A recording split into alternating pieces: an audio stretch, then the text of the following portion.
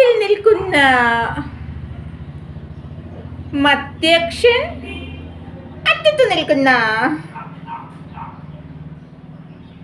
അധ്യക്ഷൻ, മറ്റ് പ്രധാന വിശിഷ്ട അവശിഷ്ടങ്ങളെ. എന്താണ് കുടുംബശ്രീ?